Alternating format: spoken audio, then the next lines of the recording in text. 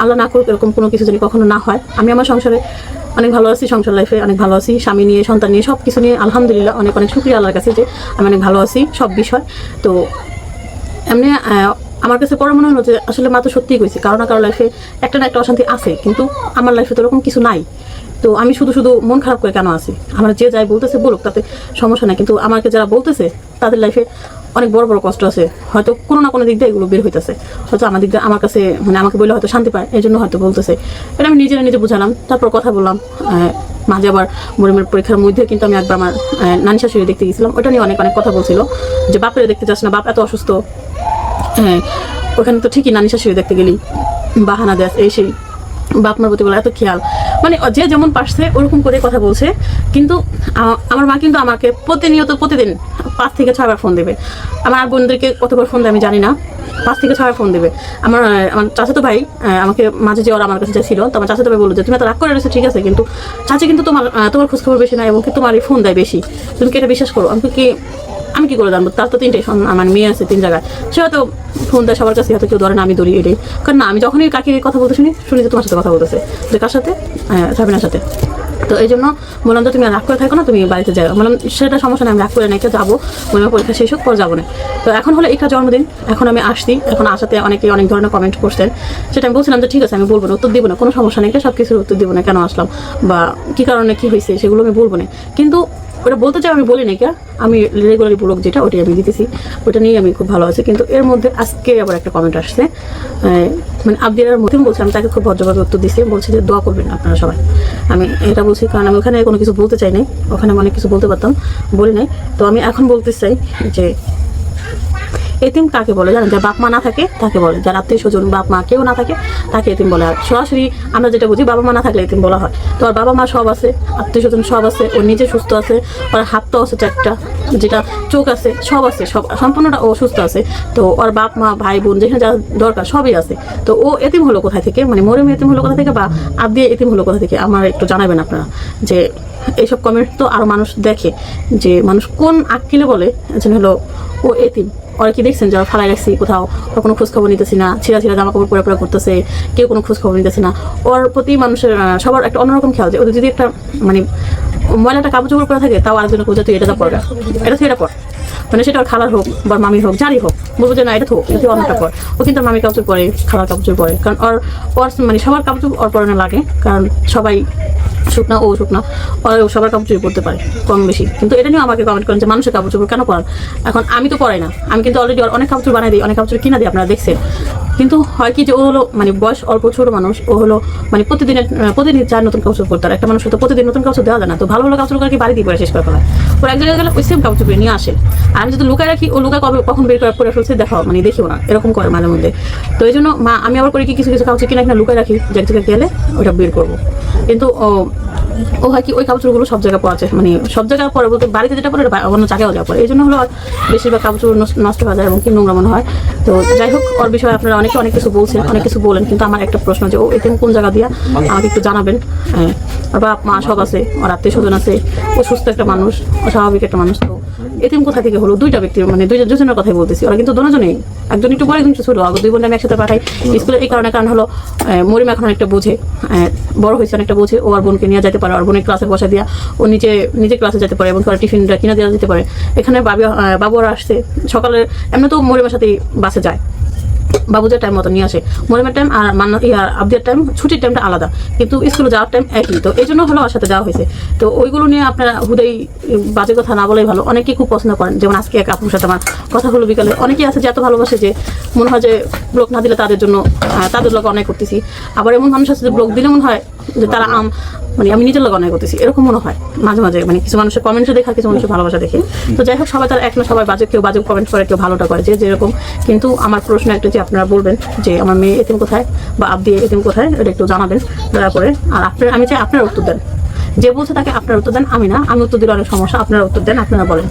তো ঠিক আছে, সব ভালো, সব কিছু ডিটেলসে আপনাদের কাছে বলবো, কিন্তু তারপর বলা হয় না, কারণ হলো আপনাদের কাছে আমি প্রতিদিন যা করি, ফ্যামিলির সাথে মিশতেছি, খেলতেছি, ঘুরতেছি, সব কিছুই আপনাদের কাছে শেয়ার করি। মানে কখন কোথায় যেতেছি, কি করতেছি, সম্পূর্ণটা শেয়ার করি। এবং কি এখান থেকে মানে আমার বাচ্চাদেরকে স্কুলে পাঠাই, মোরমকে অ্যাপ দিয়ে আমি স্কুলে পাঠাই, সেটাও ভিডিও আমি টুকটাক শেয়ার করি আপনাদের কাছে। তো আমি বলছিলাম যে আমি আমার বাবার বাড়িতে আসবো না, সেটার জন্য আপনারা অনেকেই অনেক কমেন্ট করছেন যে এখন আবার ঠিকই তো এসোস, তুই আসলে মিথ্যাবাদী, তোর কোনো জবাব নাই এই সেই। যেদিনকে আমি ভিডিও ছাড়ছিলাম যে আমি আর আসবো না কখনোই, আমি অনেক কষ্ট পেয়ে ভিডিও ছাড়ছিলাম, আপনারা কিন্তু তার পরের দিনই দেখছেন আমার আব্বা মা আমাকে আনতে গেছে আমার কাছে, মানে আমার কাছে গেছে যে চলো তুমি বাড়িতে যাবা। তো তখন আমি আসি নাই, যে আমার মেয়ের পরীক্ষা চলতেছে আর নতুন ছাড় একটা রাখছি, এর আগে একটা রাখছি, পর আবার আরেকটা রাখছি। তো এই জন্য হলো আমি তখন আসিনি। আমার মনে হয়েছে যে পরীক্ষাটা শেষ হোক, এখান থেকে যাইয়া পড়া যায়, কিন্তু আমি না থাকলে হয় কি ওরকমভাবে পড়বে না। এই জন্য হলো আমি বলছি যে আচ্ছা ঠিক আছে আমি যাবো না, সমস্যা নেই। তারপর আবারও গেছে আমাকে আনতে। তো আমি বলছি যে সমস্যা নেই আমি যাবো, মিমের বাসার থেকে ঘুরা টুরা মা আয়সা পড়ছে, যে আমি বলছি যে মেয়ের পরীক্ষাটা শেষ হোক তারপর আমি বাড়িতে যাবো না। আর তাছাড়া কয়েকদিন পরীক্ষা জন্মদিন, তখন তো চাইতে হইব, তো তখনই যাবো না, সমস্যা নেই কে এটা বলছি। কিন্তু তারপরের দিনকা সকালবেলা আমার আব্বা গেছে, আমার ওই দিনকে আমার শাশুড়ি ছিল আমার কাছে। তো ওই দিনকে আমার শাশুড়ি ছিল আর আমার দেবর ছোটোটা, ওরা হলো ও একটা সম্পর্ক করে আপনাদের কাছে এর অনেক আগে আমি বলছিলাম। তো পরীক্ষার পর ওই মেয়েরা তো বিয়ে দিয়ে দিবে, তো আমরা ওই বিষয়ে আলোচনা করতেছিলাম, আমার শাশুড়ি আসছিল। তো ওই মুহূর্তে সকাল সকাল আমার আব্বা গেছে, অনেকগুলো পেয়ারা নিয়ে গেছে, আর হলো ওষুধপাতি কিছু কিছু নিয়ে গেছে, কইছে যে জানে যে মোরেমের পরীক্ষা শেষ হয়ে যাব, তো একদিনের ওষুধ নিয়ে গেছে যে থাইকা আমার মানে মোরেমের পরীক্ষা শেষ করে সে আমাকে নিয়ে বাড়িতে আসবে। তো একে 2-3 বার আমার আব্বা মা গেছে আমাকে আনতে। তো আমি যদি রাগ করে থাকিও, কোনো সন্তান যদি রাগ করে থাকে কতদিন থাকতে পারে বাবা মার উপরে।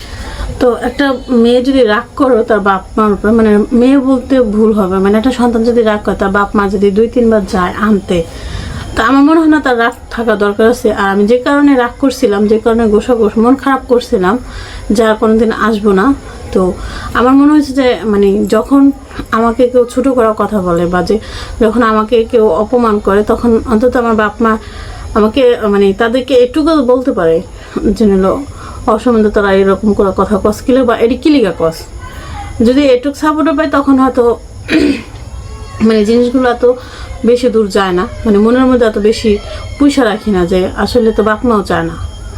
তার মানে সত্যি সত্যি এগুলো মানে আমার নিয়ে চিন্তা ভাবনা হয়। তো সব মিলে হলো অনেক কষ্ট পেয়েছি। তো আমাকে আমার মায়ে বুঝাইলো যে দেখো তোমার অনেক কথা বলছে, ঠিক আছে আমি কিছুই বলি নাই, সেটাও ঠিক আছে, কিন্তু তুমি একটা জিনিস চিন্তা করো, তুমি কিন্তু সবার চাইতে ভালো আছো, শান্তিতে আছো, তুমি অল্প কামাও অল্প খাও, মানে অল্প কিছু নিয়ে তুমি কিন্তু অনেক সুখে আছো।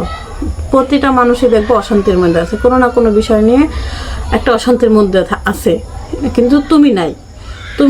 তুমি তোমার লাইফে যাই করো সবার কাছে শেয়ার করো, এবং কি তুমি তোমার এই ছোট্ট সংসারের মধ্যেই তুমি আছো, তোমার অনেক চাহিদাও নাই আবার অনেক বিলাসিতাও নাই, তোমার আছে কি সংসার আছে, স্বামী আছে, বাচ্চা আছে 2টা, দেবর পালো, এই আর তো তোমার এছাড়া তার কোনো ঝামেলা নাই।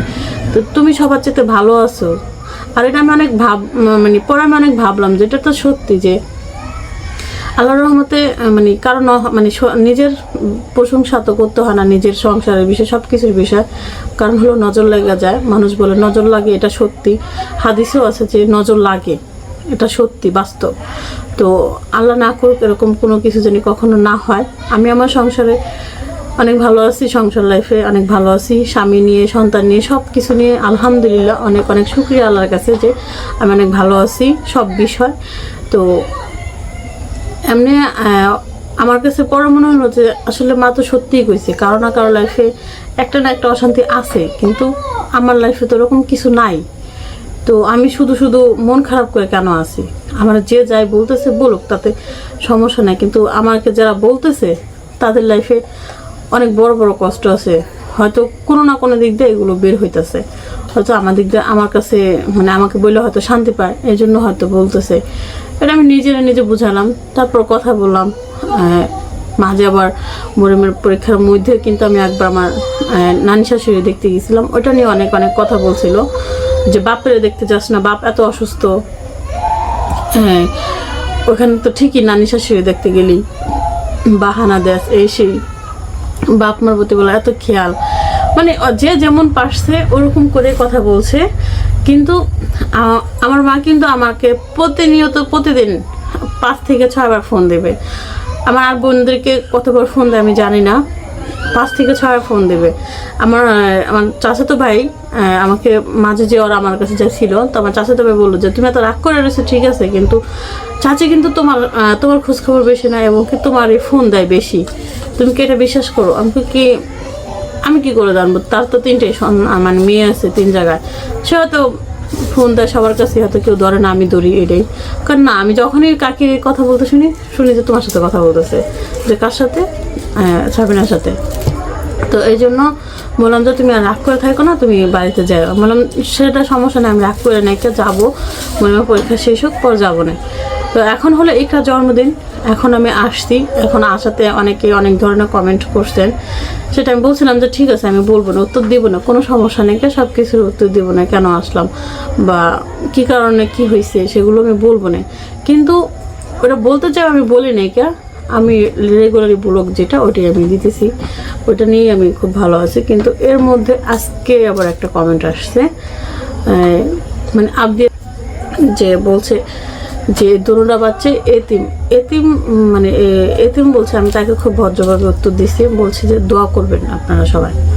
আমি এটা বলছি কারণ আমি ওখানে কোনো কিছু বলতে চাই নাই, ওখানে আমি অনেক কিছু বলতে পারতাম, বলি নাই। তো আমি এখন বলতে চাই যে এতিম কাকে বলে জানেন? যার বাপ মা না থাকে তাকে বলে, যার আত্মীয় স্বজন বাপ মা কেউ না থাকে তাকে এতিম বলে। আর সরাসরি আমরা যেটা বুঝি বাবা মা না থাকলে এতিম বলা হয়। তো আর বাবা মা সব আছে, আত্মীয় স্বজন সব আছে, ও নিজে সুস্থ আছে, আর হাত তো আছে 4টা, যেটা চোখ আছে, সব আছে, সব সম্পূর্ণটা ও সুস্থ আছে। তো ওর বাপ মা ভাই বোন যেখানে যা দরকার সবই আছে। তো ও এতিম হলো কোথায় থেকে, মানে মরিয়ম এতিম হলো কোথা থেকে বা আব্দি এতিম হলো কোথা থেকে, আমার একটু জানাবেন আপনারা। যে এইসব কমেন্ট তো আরও মানুষ দেখে, যে মানুষ কোন আক্কিলে বলে যেন হলো ও এতিম। ওরা কি দেখছেন যারা ফালাই রাখছি কোথাও, ওর কোনো খোঁজ খবর নিতেছি না, ছিঁড়া জামা কাপড় পরে ঘুরতেছে, কেউ কোনো খোঁজ খবর নিতেছে না। ওর প্রতি মানুষের সবার একটা অন্যরকম খেয়াল, যে ওদের যদি একটা মানে ময়লাটা কাপড় চোপড় পরে থাকে, তাও আরেকজনের খোঁজে তুই এটা যা পড়বে, এটা তুই এটা পড়, মানে সেটা ওর খালার হোক বা মামির হোক, যারই হোক, বলবো যে না এটা তুই অন্যটা পর। ও কিন্তু ওর মামির কাপড় পরে, খালার কাপড় পরে, কারণ ওর মানে সবার কাপড় ওর পরনে লাগে, কারণ সবাই শুকনা, ও শুকনা, সবার কাপড় চোপড় পরতে পারে কম বেশি। কিন্তু এটা নিয়েও আমাকে কমেন্ট করেন যে মানুষের কাপড় চোপড় কেন পরান। এখন আমি তো পরাই না, আমি কিন্তু অলরেডি অনেক কাপড় চোপড় বানাই দিই, অনেক কাপড় চোপড় কিনা দিই, আপনারা দেখছেন। কিন্তু হয় কি যে ও হলো মানে বয়স অল্প, ছোট মানুষ, ও হলো মানে প্রতিদিন 4 নতুন কাপড় পরতে। আর একটা মানুষ তো প্রতিদিন নতুন কাপড় দেওয়া যায় না। তো ভালো কাপড় করে কি বাড়িতেই পরে শেষ করে ফেলায়, ওর এক জায়গায় গেলে ওই সেম কাপড় চোপড় নিয়ে আসে। আর আমি যদি লুকায় রাখি, ও লুকায় কখন বের করে ফেলছে দেখাও, মানে দেখিও না, এরকম করে মাঝে মধ্যে। তো এই জন্য আমি আবার করি কি, কিছু কাপড় কিনা লুকায় রাখি, যে এক জায়গায় গেলে ওইটা বের করবো। কিন্তু ও হয় কি ওই কাপড়গুলো সব জায়গায় পরাচ্ছে, মানে সব জায়গায় পরে বলতে বাড়িতে যেটা পরে ওটা অন্য জায়গায়ও যাওয়া পরে। এই জন্য হলো আর বেশিরভাগ কাপড় নষ্ট হয়ে যায় এবং কি নোংরা মনে হয়। তো যাই হোক, ওর বিষয়ে আপনারা অনেকে অনেক কিছু বলছেন, অনেক কিছু বলেন, কিন্তু আমার একটা প্রশ্ন যে ও এতিম কোন জায়গা দিয়া আমাকে একটু জানাবেন। ওর বাপ মা সব আছে, ওর আত্মীয় স্বজন আছে, ও সুস্থ একটা মানুষ, ও স্বাভাবিক একটা মানুষ। তো এতিম কোথা থেকে হলো? 2টা ব্যক্তির, মানে দুজনের কথাই বলতেছি। ওরা কিন্তু দুজনেই, একজন একটু বড়, একজন একটু ছোট। আগে 2 বোনটা আমি একসাথে পাঠাই স্কুলে, এই কারণ হলো মরিমা এখন অনেকটা বোঝে, বড় হয়েছে, অনেকটা বোঝে। ও আর বোনকে নিয়ে যাইতে পারে, আর বোনের ক্লাসে বসা দিয়া ও নিজে ক্লাসে যেতে পারে এবং আর টিফিনটা কিনা দেওয়া যেতে পারে। এখানে বাবু ওরা আসছে সকালে, এমনি তো মরিমার সাথেই বাসে যায়, বাবুদের টাইম মতন নিয়ে আসে। মরিমের টাইম আর আবদিয়ার টাইম, ছুটির টাইমটা আলাদা, কিন্তু স্কুলে যাওয়ার টাইম একই। তো এই জন্য হলো ওর সাথে দেওয়া হয়েছে। তো ওইগুলো নিয়ে আপনারা হুদেই বাজে কথা না বলাই ভালো। অনেকেই খুব পছন্দ করেন, যেমন আজকে এক আপুর সাথে আমার কথা হলো বিকালে। অনেকেই আছে যে এত ভালোবাসে যে মনে হয় যে ব্লগ না দিলে তাদের জন্য তাদের লোক অন্যায় করতেছি। আবার এমন মানুষ আছে যে ব্লগ দিলে মনে হয় যে তারা মানে আমি নিজের লোক অন্যায় করতেছি, এরকম মনে হয় মাঝে মাঝে। মানে কিছু মানুষের কমেন্টে দেখা, কিছু মানুষের ভালোবাসা দেখে। তো যাই হোক, সবাই তার এক না, সবাই বাজে, কেউ বাজে কমেন্ট করে, কেউ ভালোটা করে, যে যেরকম। কিন্তু আমার প্রশ্ন একটা, যে আপনারা বলবেন যে আমার মেয়ে এতিম কোথায় বা আবদি এতিম কোথায়, এটা একটু জানাবেন দয়া করে। আর আমি চাই আপনারা উত্তর দেন। যে বলছে তাকে আপনারা উত্তর দেন, আমি না। আমি উত্তর দিলে অনেক সমস্যা, আপনারা উত্তর দেন, আপনারা বলেন। তো ঠিক আছে, সবাই ভালো থাকবেন।